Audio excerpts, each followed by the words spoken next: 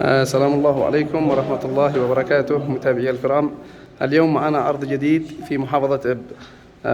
طبعا شقة 4 غرف ومطبخ و3 حمامات وصالة. هنا مدخلين للشقة، مدخل للعوائل ومدخل للرجال. هذا المدخل حق الرجال.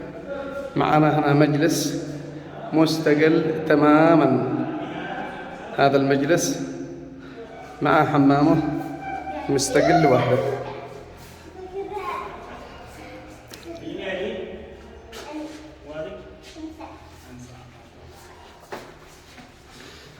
الآن هذا مدخل العوائل. مدخل العوائل مكون من 3 غرف ومطبخ و3 حمامات وصالة. هذه صالة طعام، صالة الجلوس.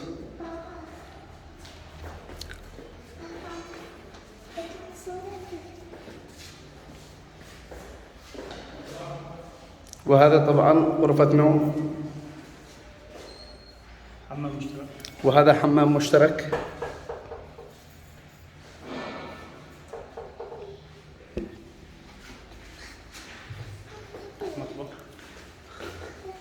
طبعا ندخل هنا، هذا مطبخ واسع ما شاء الله.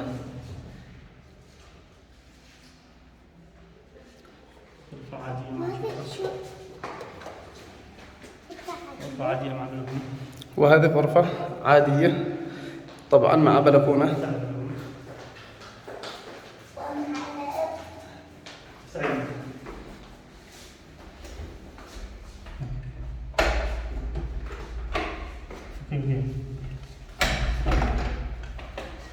هذا البلكونة تابع له.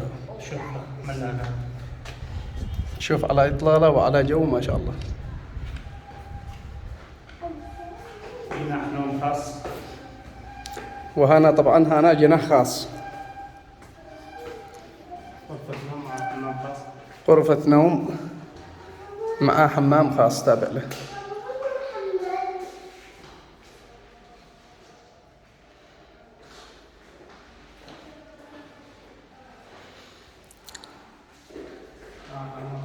طبعا مع حمامها، هذا الحمام تابع له.